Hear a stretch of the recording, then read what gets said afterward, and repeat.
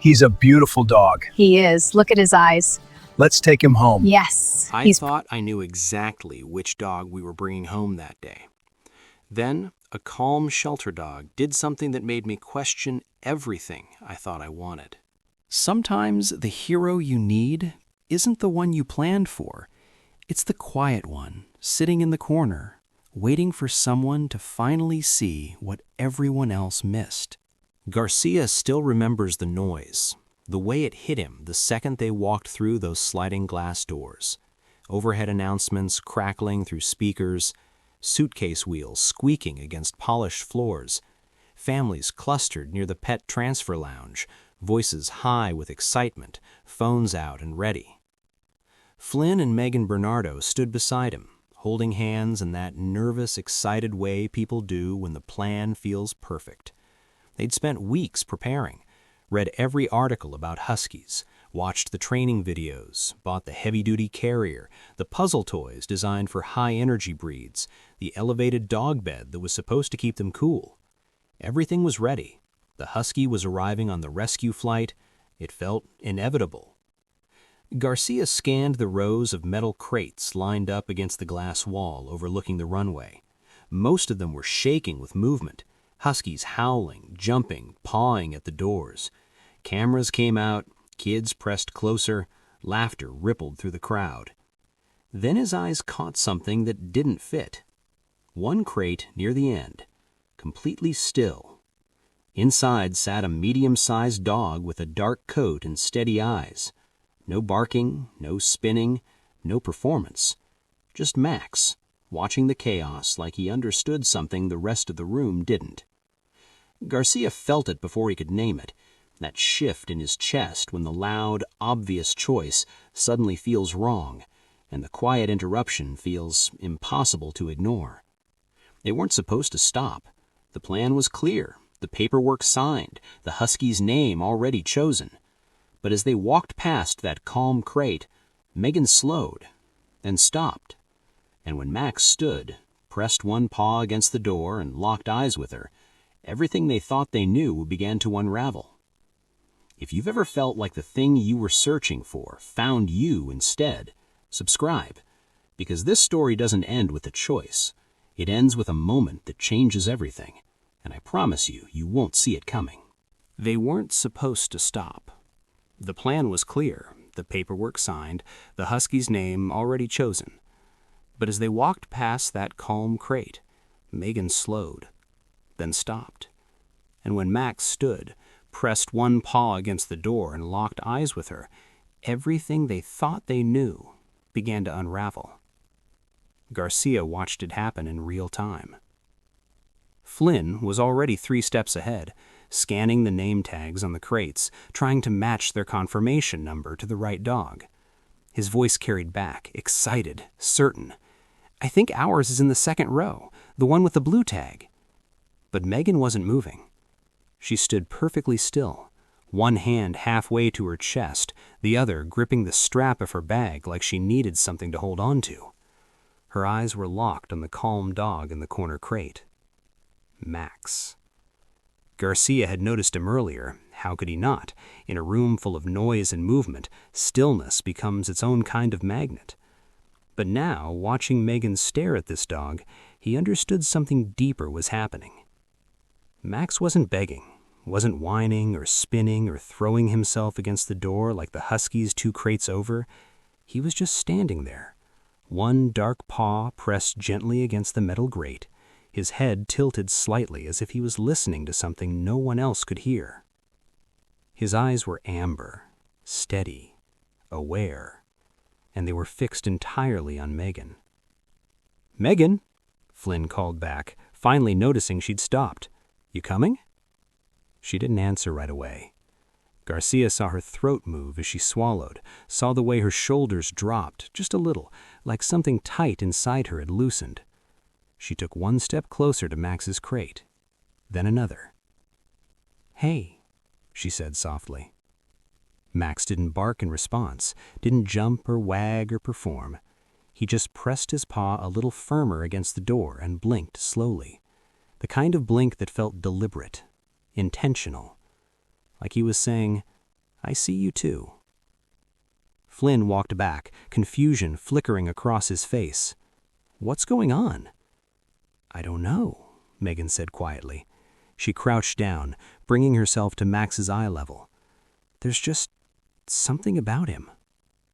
Garcia moved closer, his journalist instincts kicking in. He'd covered enough adoption events to know the pattern. People gravitate toward the puppies, the pretty ones, the dogs that perform their cuteness like a Broadway show.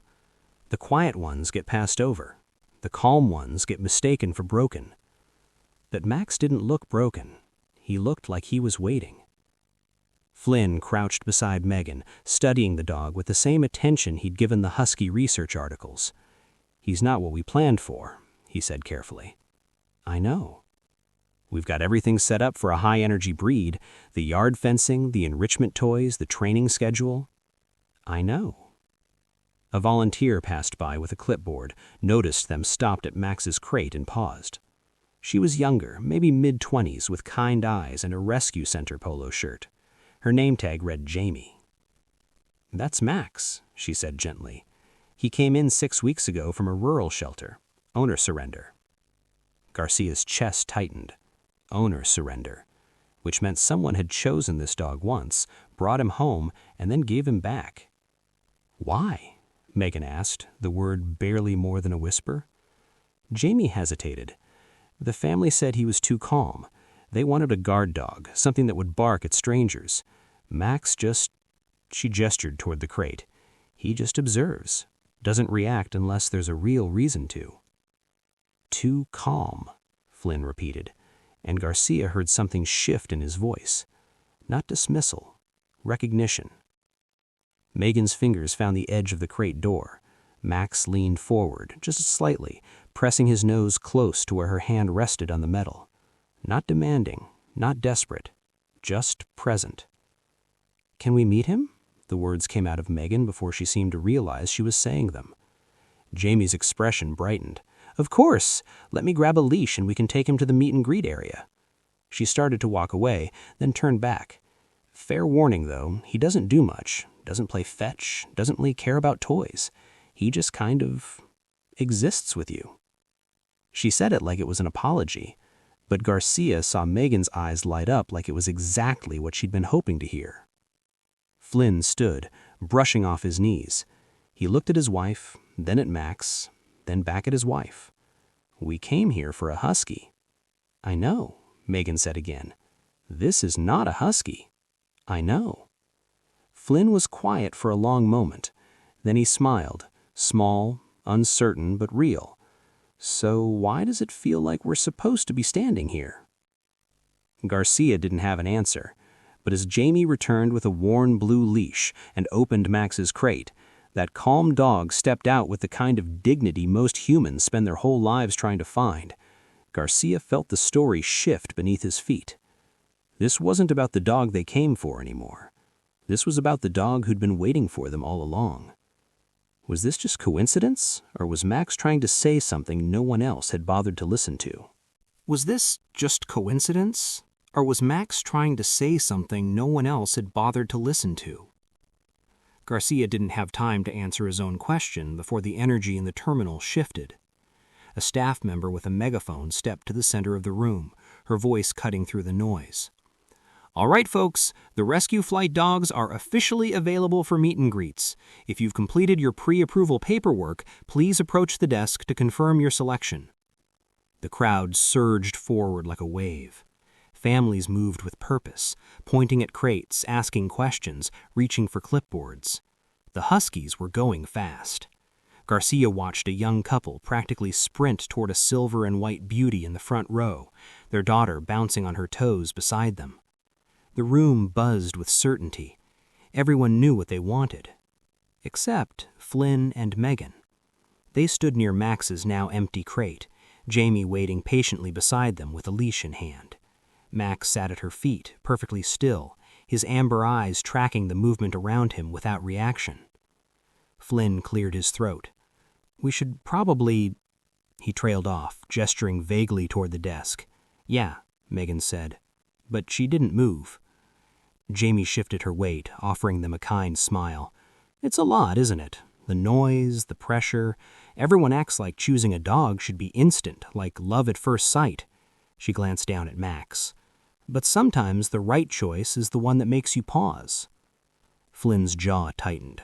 Not in anger, in conflict. Garcia recognized the look.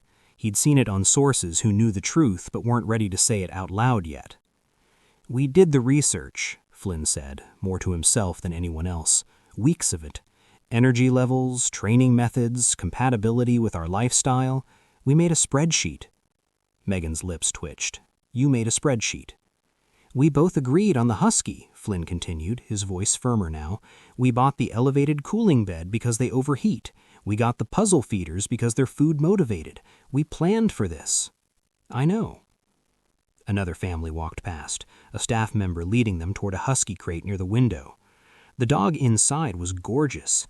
Ice blue eyes, perfect markings, the kind of dog that looked like it belonged on a calendar. The family was already pulling out their phones, already imagining the photos.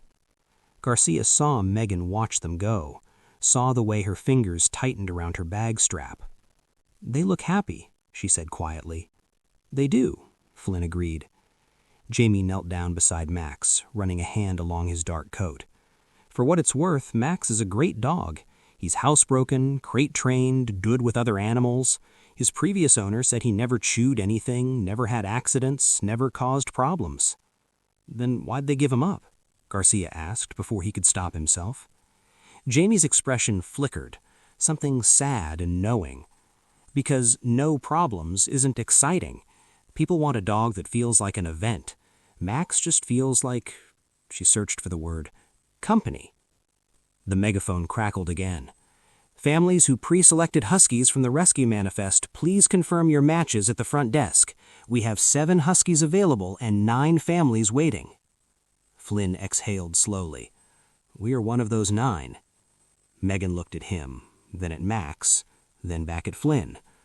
"We should probably go check in," she said, but her voice sounded hollow, like she was reading lines from a script she didn't believe in anymore. Flynn nodded, started toward the desk. Megan followed. Max stayed seated beside Jamie, watching them walk away with that same steady, patient gaze. Garcia stayed too. He told himself it was for the story, observing the process, tracking the decision-making, but that wasn't the whole truth. The truth was he couldn't shake the feeling that something important was about to be lost. He watched Flynn and Megan join the line at the desk, watched a staff member greet them with a bright smile and pull up their file on a tablet, watched Megan's shoulders hunch just slightly as Flynn confirmed their Husky selection. Around them, dogs were being matched with families, leashes were changing hands, paperwork was being signed, happy endings were happening in real time. But Garcia's eyes kept drifting back to Max. The dog hadn't moved, hadn't whined or pawed at the ground. He simply sat there, calm and present, like he understood that some decisions take longer than others. Jamie noticed Garcia staring. "You're thinking about adopting?" "No," I said automatically. "I'm here covering the story." "Right." She didn't sound convinced. "Well, if you were thinking about it, I'd tell you Max has been overlooked 6 times in the past 3 weeks. 6 families came to meet him. All of them left with different dogs." My chest tightened. "Why?" Jamie shrugged. "He doesn't sell himself, doesn't jump into your lap or lick your face or do tricks on command. He just exists with you, and apparently that's not enough anymore." Across the room, Flynn was signing something. The staff member was smiling, nodding, gesturing toward the Husky crates. Megan stood beside him, perfectly still. Garcia had spent 15 years as a journalist. He'd learned to read body language, to sense when someone was saying one thing but feeling another. And right now, watching Megan Bernardo stand in that line with her arms crossed and her gaze distant, he knew with absolute certainty she didn't want the Husky anymore.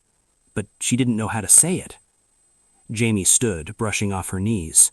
"I should probably get Max back to his crate. Looks like your friends made their choice." Garcia opened his mouth to respond, and that's when the chaos started. We stood in that line, paperwork ready, plan intact, but something had already shifted. Have you ever felt your heart pulling you in a different direction than your head? Stay with me, because what happened next changed everything they thought they knew about choosing right. Hit that subscribe button. You won't want to miss what Max does next. And that's when the chaos started. The sound came first, a metallic clang that cut through the ambient noise like a gunshot. Garcia's head snapped toward the source. One of the crates near the back wall had tipped forward, its door swinging open. A volunteer stumbled backward, hands up in apology, her face flushed with panic. "I'm sorry, the latch was loose, She didn't finish, because a puppy shot out of the crate like a bullet. Small, maybe 12 weeks old, golden fur, oversized paws, ears too big for its head, the kind of puppy that normally drew crowds and camera phones. But there was nothing cute about the terror in its eyes. It hit the polished floor running, claws scrabbling for traction, body low and frantic. No direction, no plan, just pure, unfiltered fear. "Grab him!" someone shouted. The volunteer lunged, missed. A staff member near the desk dropped his clipboard and ran forward, hands outstretched. The puppy dodged left, weaving between a stroller and a rolling suitcase. Garcia's pulse spiked.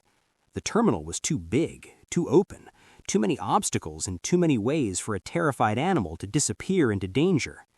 And then he saw where the puppy was headed. The sliding glass doors. The ones that led directly to the tarmac, to the runway, to planes taxiing and machinery moving and 1,000 ways for something small and scared to get hurt. "Stop him!" Jamie's voice cracked with urgency. But the puppy was fast, faster than anyone expected. It darted past a family with a husky on a leash. The husky barked once, confused, and the puppy veered right in response, heading straight for the doors. Garcia watched it happen in slow motion.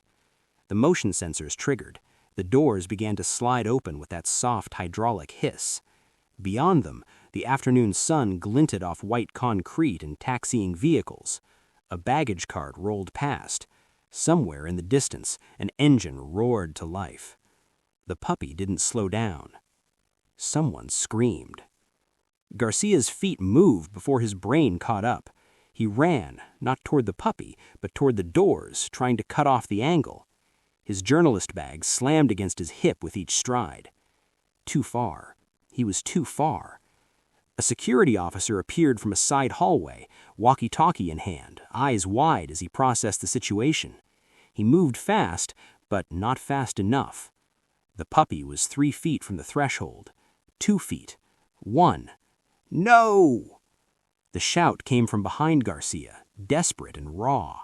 He didn't know who said it, didn't have time to turn and look, because in that suspended moment, that horrible, stretched-out second where everyone could see what was about to happen, but no one could stop it, Garcia felt the collective helplessness.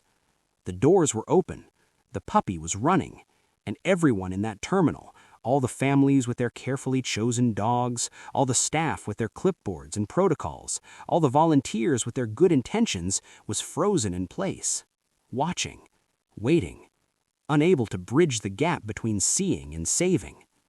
Garcia's lungs burned. His shoes squeaked against polished tile.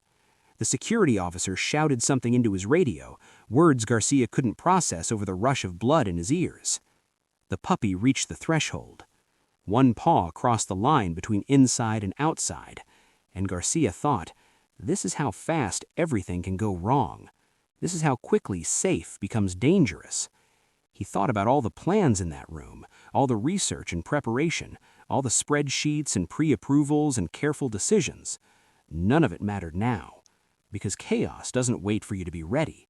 It doesn't care about your timeline or your protocols or your good intentions. It just happens. And in the space between heartbeats, Garcia understood something he'd always known but never really felt. Control is an illusion we tell ourselves so we can sleep at night. The puppy's second paw hit the tarmac. Someone behind Garcia let out a choked sob. The sliding doors stood wide open, offering no barrier, no protection, no second chances. And Garcia thought, who's going to stop this? Who's fast enough, close enough, brave enough? That's when he saw the blur of dark fur moving past him, low to the ground, purposeful, fast, not frantic like the puppy, controlled. Garcia's breath caught, because the dog that shot past him, moving with the kind of precision that comes from instinct rather than training, wasn't a security animal or a service dog or any of the Huskies people had traveled here to adopt. It was Max, and he was heading straight for the open doors. It was Max, and he was heading straight for the open doors. Garcia's mind scrambled to process what he was seeing. Max had been sitting beside Jamie just seconds ago, calm, patient, waiting. But in the confusion, as staff and volunteers rushed toward the crisis, someone must have dropped his leash. Or maybe Max had simply decided it was time to move. Either way, he was loose now. And unlike every other creature in that terminal, human or animal, Max wasn't running with panic. He was running with purpose.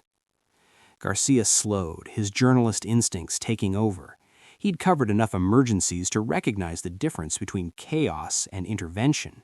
This wasn't a dog chasing another dog. This wasn't prey drive or excitement or confusion. This was something else entirely.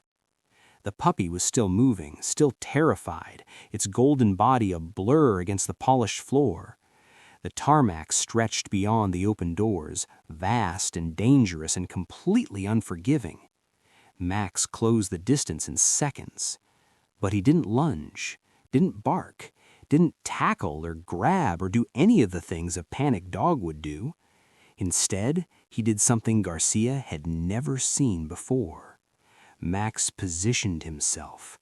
He cut across the puppy's path at an angle, his body low and controlled, and then, just as the puppy was about to clear the threshold completely, Max stopped.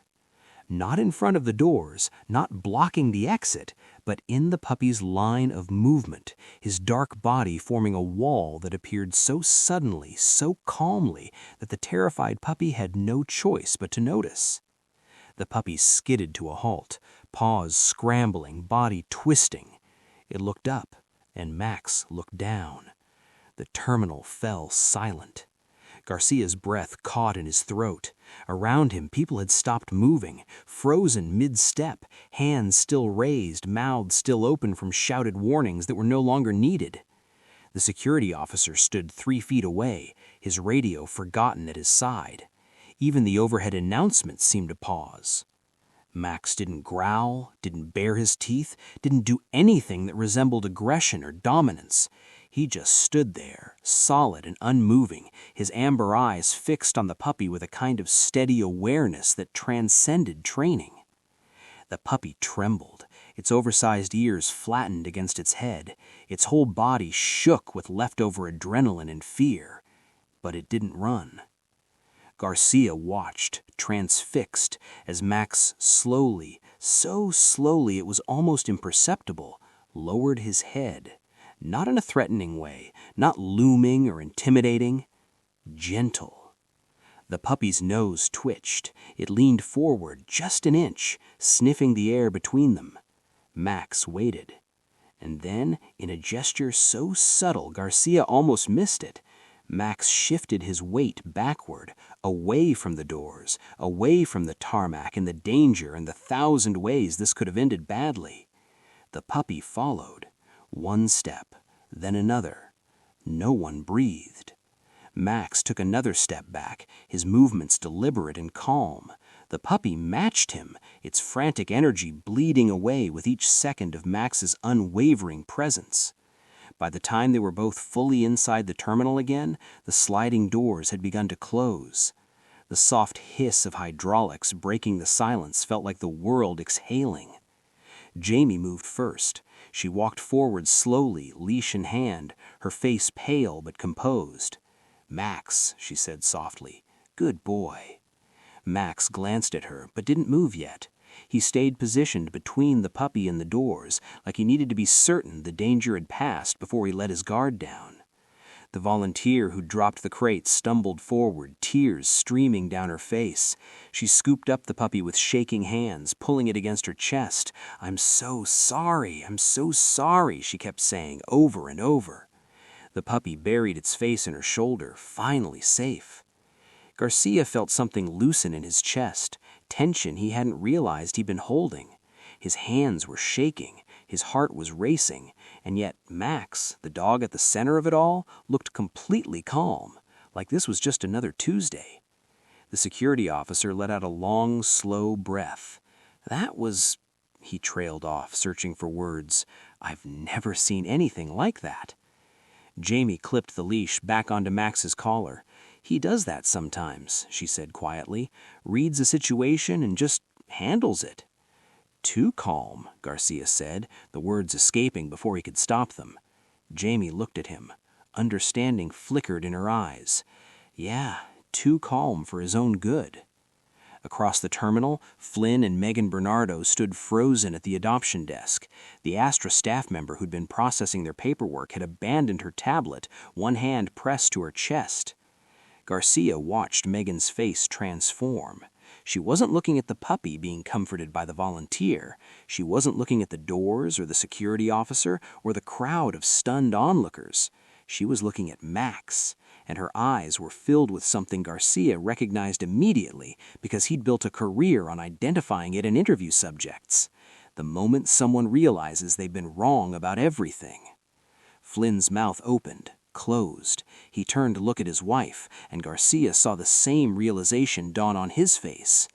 The Husky paperwork sat forgotten on the desk between them. Jamie began to lead Max back toward his crate, praising him softly. The crowd started to move again, conversations resuming, nervous laughter breaking out, parents pulling their children closer. Life returning to normal.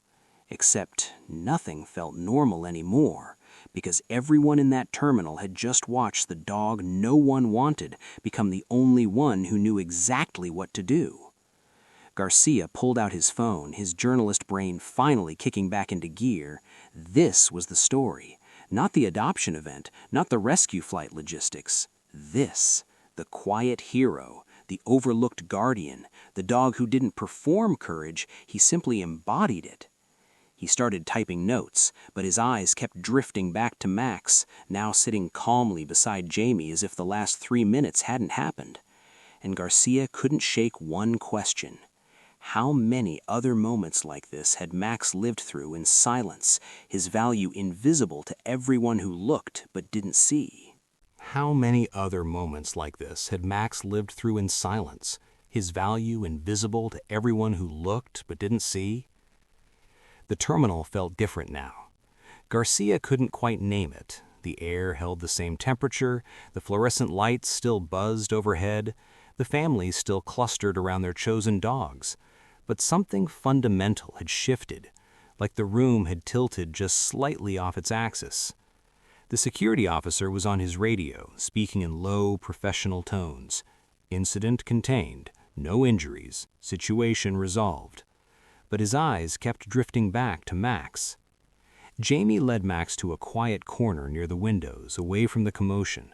She knelt beside him, running her hands over his dark coat, checking for any signs of stress or injury. Max accepted the attention with the same patient stillness he'd shown all afternoon. "You're okay," she murmured. "You're such a good boy. You're okay." But her voice was thick. When she looked up, Garcia saw tears tracking down her cheeks. A senior staff member approached. Older woman, gray hair pulled back, name tag identifying her as Director Patricia Chen. She moved with the careful authority of someone who'd run adoption events for decades.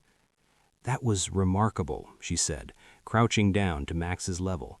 She didn't reach out to pet him right away, just looked at him with the kind of respect people usually reserve for decorated service animals. In 23 years of rescue work, I've never seen a dog read a situation that accurately. Jamie wiped her eyes. "He's special." "He is." Patricia's expression darkened, "which makes it even harder that he keeps getting passed over." The words hung in the air. Garcia pulled out his notebook, his journalist instincts demanding documentation. Has this happened before? Max intervening in a crisis? Patricia stood, brushing off her knees. Not quite like this, but yes, he's stopped dogs from fighting, alerted staff when a cat got loose in the back rooms, once sat down in front of a toddler who was running toward the parking lot. She paused. The problem is, you can't put crisis management on an adoption profile. People want playful, they want energetic, they want a dog that looks good in photos. Max looks good in photos, Jamie said defensively. I know, Patricia's voice was gentle, but he doesn't perform. And in a room full of dogs competing for attention, quiet competence gets overlooked every single time. Garcia glanced across the terminal. Flynn and Megan were still standing at the adoption desk, but they'd moved away from the tablet. The staff member who'd been processing their Husky paperwork was talking to someone else now, distracted by the aftermath of the puppy incident. Flynn had his hands in his pockets. Megan had her arms crossed. Neither of them was looking at the Husky crates anymore. "Excuse me," a voice said. Garcia turned. Flynn stood a few feet away, Megan beside him. Up close, they looked younger than Garcia had first thought, maybe early 30s. Flynn's shirt had wrinkled from the stress of the afternoon. Megan's mascara had smudged slightly at the corner of one eye. They both looked like people whose certainty had just crumbled. "We'd like to talk about Max, if that's okay." Patricia straightened, her expression carefully neutral. "Of course." Megan stepped forward, her gaze fixed on the dog sitting calmly at Jamie's feet. "What he just did?" She trailed off, searching for words. "That wasn't training, was it?" "No, that was instinct, character, the kind of thing you can't teach." Flynn cleared his throat. "We came here for a Husky." "I know. We have everything set up. The cooling bed, the enrichment toys, the yard fencing for a high-energy breed." "I understand. But watching him just now," Flynn's voice cracked slightly. He glanced at Megan, and something unspoken passed between them, the kind of communication that only happens between people who've shared years of small decisions and quiet compromises. Megan's eyes were wet. "We bought all the wrong things, didn't we?" The question landed like a confession. Patricia's expression softened. "I wouldn't say wrong, just different than what you need." "We thought we wanted excitement," Flynn said quietly. "Energy, something that would force us to be more active, more engaged. We've been talking about it for months, how a Husky would get us hiking more, exploring more, living more intentionally." Garcia watched Megan's hand find Flynn's, watched her fingers lace through his. "But we already live intentionally," she said, so softly Garcia almost didn't hear. "We read on the weekends. We cook together. We take long walks in the evenings and talk about everything and nothing." She looked at Max. "Maybe we don't need a dog that forces us to change. Maybe we need one that fits who we already are." The terminal noise faded into background static. Garcia found himself holding his breath. Flynn crouched down in front of Max. The dog's amber eyes tracked the movement, but his body stayed relaxed, non-reactive. "Hey, buddy," Flynn said. His voice was gentle, uncertain. "Think you'd be okay with a couple of boring people who mostly just want to exist with you?" Max tilted his head slightly. And then, for the first time since Garcia had noticed him hours ago, his tail moved. Not a full wag, just a slow, deliberate sweep against the polished floor. Once. Twice. Recognition. Megan let out a sound somewhere between a laugh and a sob. She dropped to her knees beside Flynn, her hand reaching out to touch Max's dark coat with trembling fingers. "We're really doing this," she whispered. Flynn looked at her. "We're really doing this." Patricia cleared her throat. "I need to be clear. Max isn't flashy. He won't go viral on social media. He won't draw attention at the dog park. He's just going to be there, steady, calm, present." "That's what we want," Megan said immediately. "You'll have to return the cooling bed. He doesn't need it." "Okay. The puzzle toys probably won't interest him. We'll donate them. He won't demand constant stimulation or entertainment." Flynn smiled, genuine and relieved. "Perfect." Garcia watched Patricia's professional composure crack. She blinked rapidly, turning away for a moment to collect herself. Across the terminal, another family was celebrating their new Husky. Cameras flashing, children squealing, the dog howling with excitement. It looked like joy. But standing in this quiet corner, watching two people choose the dog everyone else had overlooked, watching Max finally find the family he'd been waiting for, Garcia thought, this is what joy actually looks like. Not loud, not performative, just certain. Jamie was openly crying now. She unclipped Max's leash and handed it to Flynn. Take care of him. We will, Flynn promised. Megan ran her hand along Max's back, her touch reverent. We really will. Patricia pulled out her tablet, pulling up Max's file. I'll start the paperwork. This'll take about 20 minutes to process. Flynn nodded, but he didn't move. Neither did Megan. They just stayed there on the floor with Max, like they needed to make sure this moment was real before they let it slip away. Garcia stepped back, giving them space. His notebook was full of observations, quotes, the bones of a story that would write itself. But as watching the Bernardos choose the dog they hadn't come for, watching Max finally find the family he'd been waiting for, Garcia couldn't shake one lingering question. How many other perfect matches were sitting in shelters right now, waiting for someone brave enough to abandon their plan and choose what's real instead? How many other perfect matches were sitting in shelters right now, waiting for someone brave enough to abandon their plan and choose what's real instead? The paperwork took longer than 20 minutes, not because of complications or red tape, but because Patricia kept pausing to wipe her eyes, because Jamie kept adding notes to Max's file, little details about his preferences, his quirks, the way he liked his water bowl filled to the brim but never drank it all at once, because this felt like more than an adoption. It felt like justice. Garcia stood near the window, watching the scene unfold with the detached observation skills he'd honed over 15 years of journalism. Except he wasn't detached. Not really. His throat was tight, his vision blurred at the edges. He'd covered war zones and natural disasters, political scandals and corporate fraud. He knew how to maintain professional distance. But this was different. This was watching someone finally be seen. Flynn sat cross-legged on the floor, the worn blue leash still in his hands. Max had settled beside him, not leaning or demanding attention, just existing in proximity. Flynn's free hand rested on Max's back, fingers moving slowly through dark fur. I keep thinking about the spreadsheet, Flynn said quietly. Megan looked up from where she was reading through the adoption contract. What about it? Energy level, high. Socialization needs, extensive. Training commitment, significant. He laughed, soft and self-aware. We spent 3 weeks building a profile of the perfect dog for our lifestyle, and we got every single thing wrong. Not wrong, Patricia said, handing Megan a pen. Just incomplete.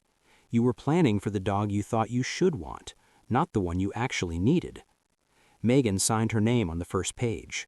Her handwriting was careful, deliberate. How did you know? How did you know Max was right for us when we didn't even know ourselves? Patricia smiled. I didn't. Max did.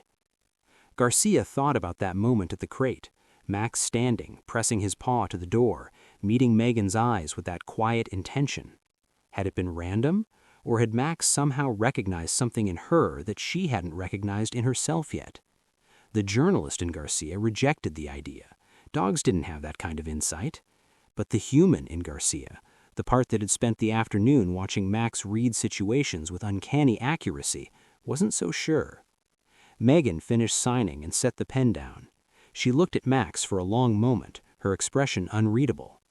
Then she stood, walked over to where he sat beside Flynn, and knelt directly in front of him. Max lifted his head. Their eyes met. The terminal noise faded to nothing. Garcia stopped breathing. I need you to know something, Megan said, her voice steady despite the tears on her cheeks. We didn't come here looking for you.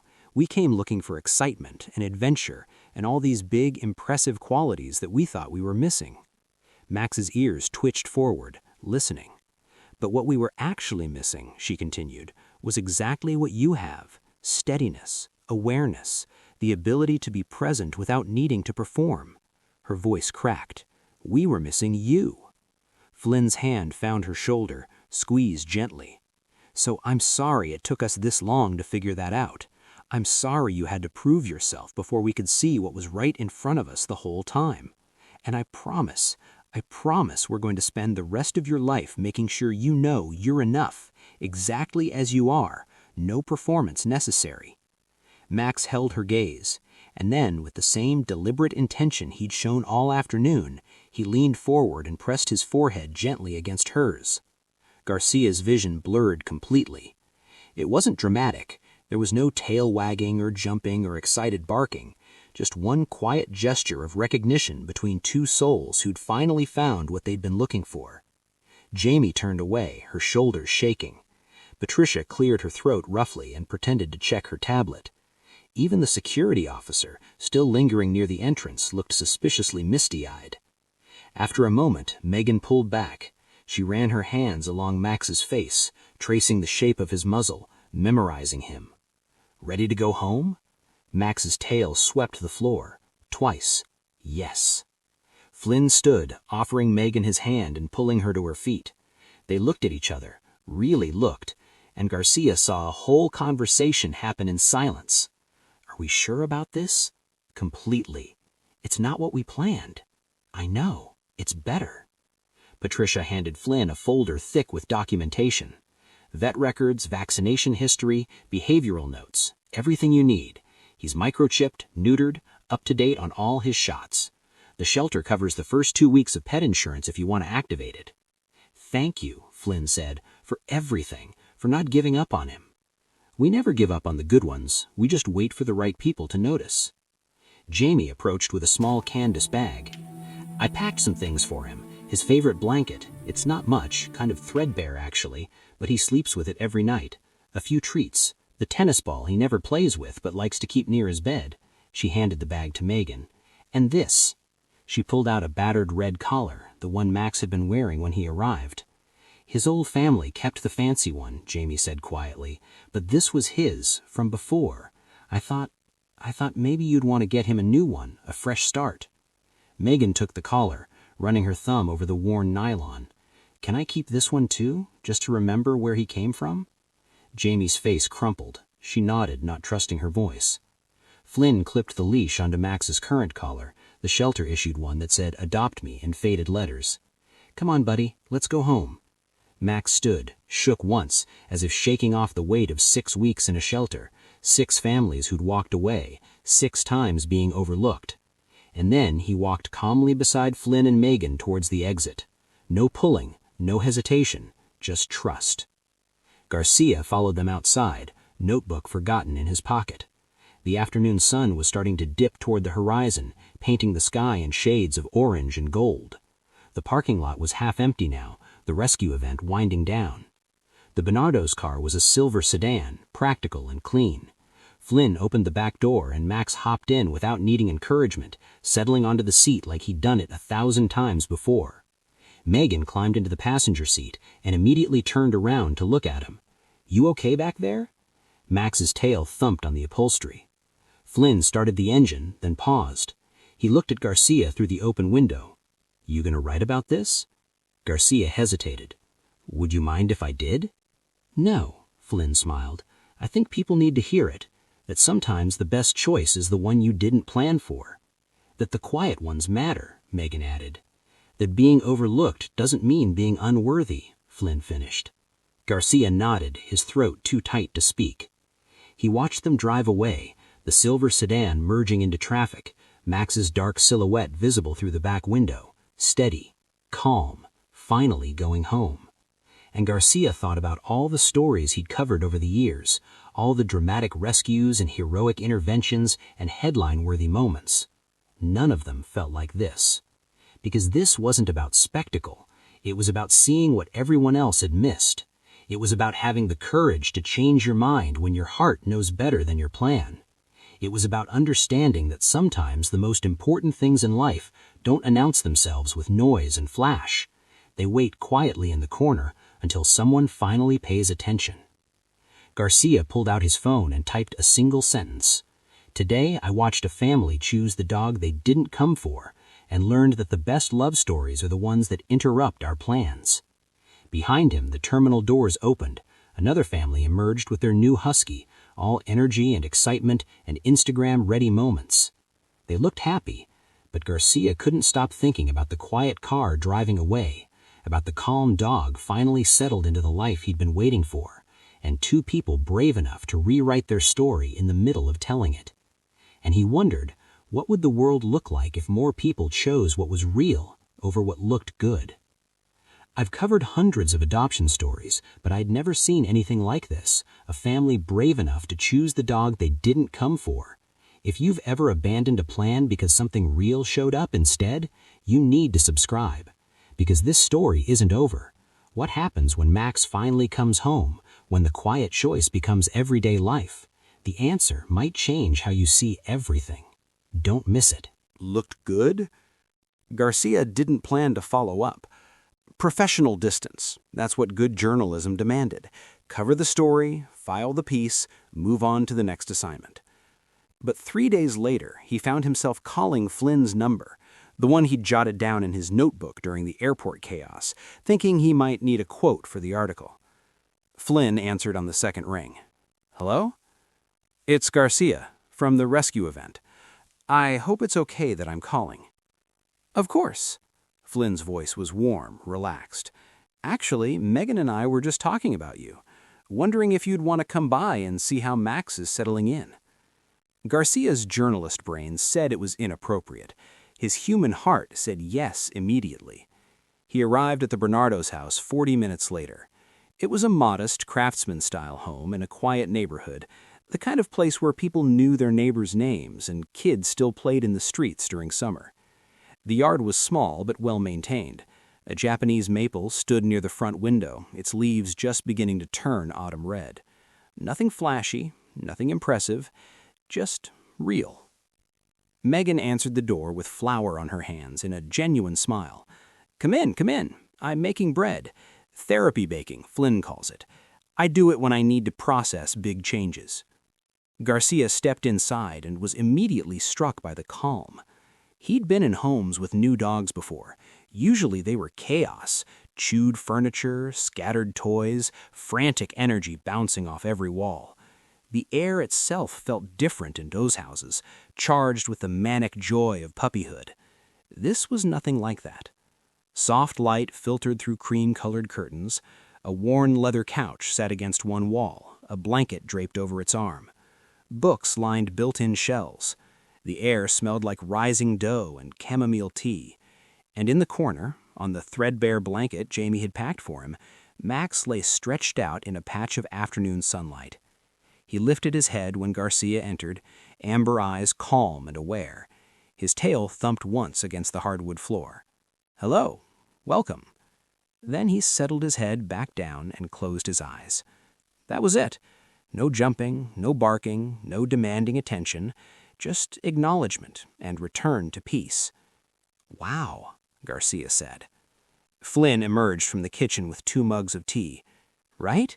It's wild how much he's already changed the energy in here. Changed it how? Flynn handed Garcia a mug and settled onto the couch. We kept telling ourselves we needed a high-energy dog to force us out of our routines, to make us more active, more spontaneous. But Max... He paused, searching for words.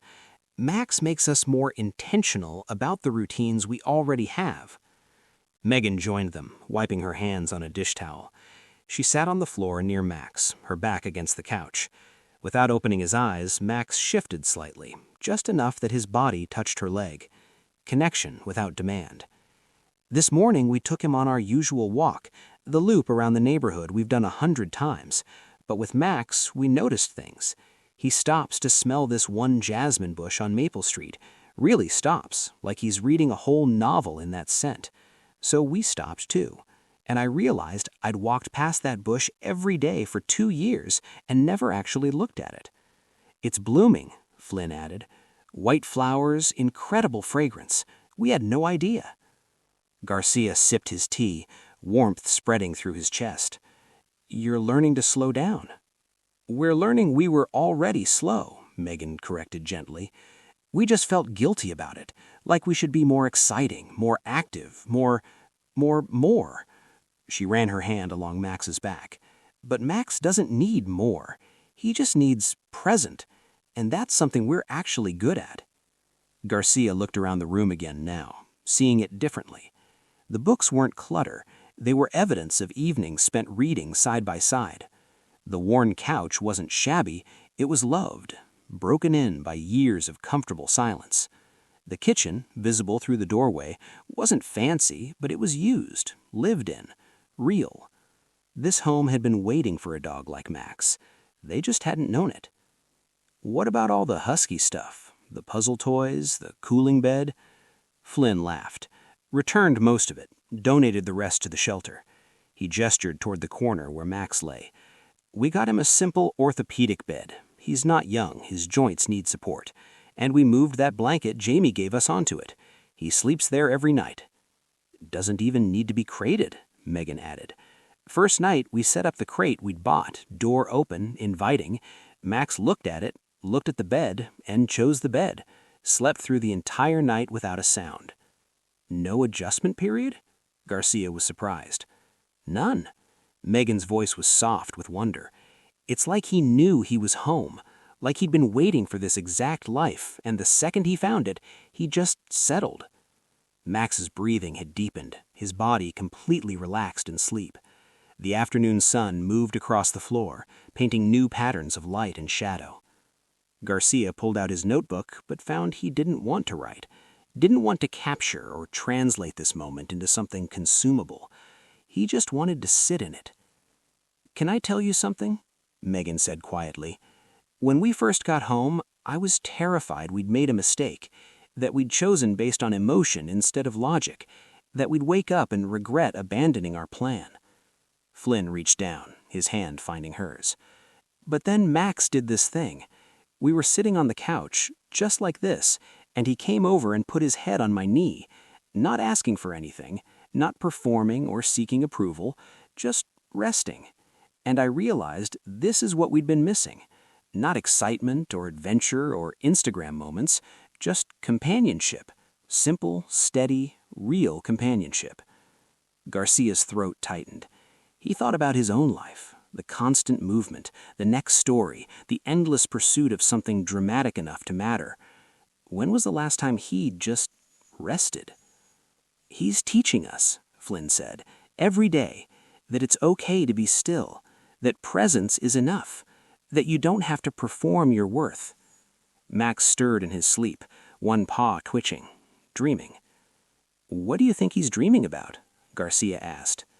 Megan smiled. I used to think dogs dreamed about running, playing, exciting things, but now I think Max dreams about exactly this, sunlight and safety and people who see him. The oven timer chimed from the kitchen. Megan stood, brushing off her jeans. Bread's ready. You staying for dinner, Garcia? Nothing fancy, just soup and fresh bread. Garcia should say no, should maintain boundaries, should get back to the office and file his story. I'd love to, he heard himself say. Over dinner, butternut squash soup and bread still warm from the oven, they talked about ordinary things, work, weather, neighborhood gossip. Max lay under the table, his presence a grounding weight against Garcia's foot. And Garcia realized this was the story. Not the dramatic rescue at the airport, not the crisis intervention or the touching adoption moment. This, the quiet after, the life that grows from choosing differently than you planned. The way a calm dog changes a home not through action, but through being.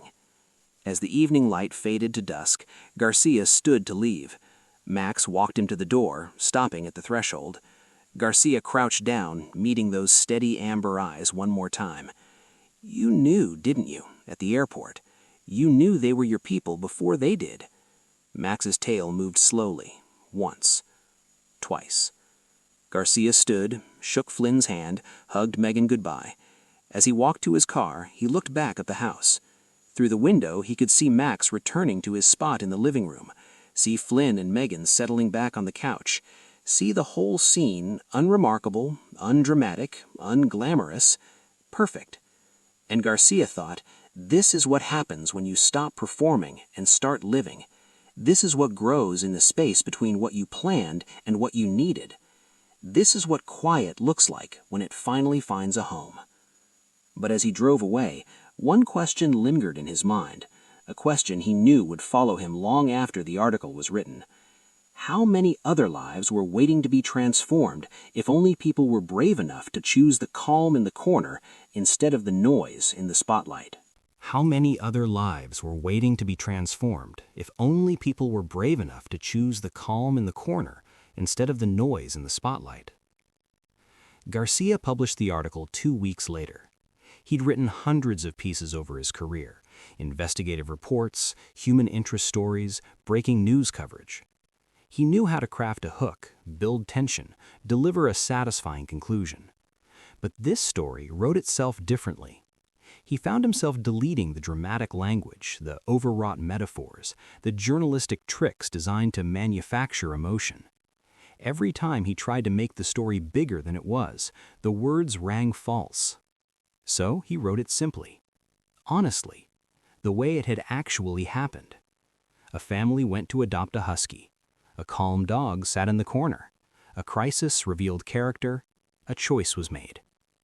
The end. Except it wasn't the end. The article went viral in a way Garcia never expected, not because it was sensational or shocking or headline-worthy, but because it was true, and people, thousands of them, recognized themselves in it. The comments section filled with stories. I adopted the dog no one else wanted. Best decision of my life. We had a whole plan. Our dog ruined it. Thank God. Sometimes the quiet ones are the ones who save you. Garcia read them all, each one a small testament to the same universal truth. The things we think we want are rarely the things we actually need. A month after the article published, Garcia returned to the Bernardo's house. He told himself it was for a follow-up piece. His editor had suggested it, checking in on Max, seeing how the adoption had progressed, giving readers closure. But Garcia knew the real reason. He needed to see it again, the proof that quiet could be enough, that choosing differently could lead somewhere beautiful. Megan answered the door in yoga pants and an oversized sweater, her hair pulled back in a messy bun. Garcia, come in, come in. We were just having coffee. The house felt even calmer than before, if that was possible. The morning light was softer. The air smelled like fresh coffee and something baking, cinnamon, maybe. Flynn appeared from the hallway, pouring coffee into 3 mugs. Perfect timing. We just started our Saturday morning ritual. Ritual? Garcia asked. Max trained us, Megan said with a smile. She settled onto the window seat beside the dog, her hand automatically finding his back. Every Saturday morning we make coffee, sit by this window, and just watch the world wake up. We used to sleep in, rush through the morning, treat weekends like a race to fit in everything we couldn't do during the week. Now we wake up with the sun, Flynn added, handing Garcia a mug, because Max does, and we realized we were missing the best part of the day. Garcia joined them by the window. Outside, the neighborhood was coming to life. A jogger passing by, a cat stretching on a porch, leaves drifting down from the Japanese maple. Ordinary. Beautiful. Max's tail thumped softly against the cushion. His eyes tracked a bird landing on the fence, but he didn't bark or lunge, just observed. How's he been? Garcia asked. Perfect, Megan said immediately, then laughed, which sounds like an exaggeration, but it's true. He's just easy. He knows our routine better than we do, waits by the door 5 minutes before we usually leave for work, reminds us when it's time for our evening walk, sleeps through the night every night. No issues at all? Flynn considered. Define issues. He's not dramatic, doesn't destroy things or demand constant attention, but he notices everything. If Megan's having a bad day, he stays closer. If I'm stressed about work, he rests his head on my knee. It's not training, it's just who he is. He sees us, Megan added softly, really sees us, and somehow that makes us want to be better versions of ourselves. Garcia sipped his coffee, letting the warmth spread through him. The article got a lot of responses, people sharing their own stories about choosing the unexpected. We saw, Flynn said. It's amazing how many people connected with it. One comment stuck with me, Garcia continued. Someone wrote, "The dogs in the corner are waiting for the people brave enough to look past the performance." And I keep thinking about that. How much we miss because we're looking in the wrong direction. Max shifted, moving from the window seat to lie down at Garcia's feet. The gesture was casual, comfortable, like they'd known each other for years instead of weeks. Garcia felt something loosen in his chest. "Can I tell you what I've learned from watching you two, from covering this story?" he asked. Flynn and Megan both nodded. "I've spent my whole career chasing big stories, drama, conflict, crisis, things that grab attention and demand to be noticed." Garcia looked down at Max. "But the most important story I've ever covered was about a quiet dog who did nothing except exist with intention. And I almost missed it because I was looking for something louder." Megan's eyes glistened. "You didn't miss it, though." "No," Garcia agreed, "but only because Max wouldn't let me. He stood up when you walked by. He saved that puppy. He forced everyone in that terminal to pay attention, not through performance, but through character." He paused. "That's rare, in dogs and in people." The afternoon stretched on. They talked about small things, work projects, neighborhood gossip, the bread Megan had perfected. Max dozed at Garcia's feet, occasionally sighing in contentment. And Garcia realized this was what peace felt like. Not the absence of problems, not the achievement of some grand goal. Just presence, acceptance, the quiet knowledge that you're exactly where you're supposed to be. When Garcia finally stood to leave, Max walked him to the door again. This time, Garcia knelt down and looked directly into those amber eyes. "Thank you," he said quietly. Max tilted his head, listening. "For teaching me that the best things don't announce themselves, that calm is its own kind of courage, that being overlooked doesn't mean being unworthy." Garcia's voice caught. "That sometimes we get saved by the very things we didn't know we needed." Max leaned forward and pressed his forehead against Garcia's, the same gesture he'd given Megan at the airport. Recognition, connection, understanding. When Garcia stood, Megan was wiping her eyes. Flynn had his arm around her shoulders. "He chose you, too. You know that, right? This story found you because you were ready to see it." Garcia nodded, not trusting his voice. He drove away slowly, watching the house disappear in his rearview mirror, and he thought about all the stories still out there, waiting to be told, all the quiet heroes sitting in corners while the world celebrated the loud ones, all the people still following their plans, not yet brave enough to abandon them for something real. His phone buzzed. A text from his editor. "Follow-up piece approved. People love this story. Give them more." But Garcia found he didn't want to write a follow-up, because the story was complete exactly as it was. A family chose differently than they planned. A dog found the home he'd been waiting for, and everyone who watched, from the terminal staff to the online readers to Garcia himself, learned that transformation doesn't always look the way we expect.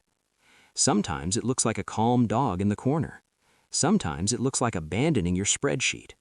Sometimes it looks like choosing what's real over what's impressive.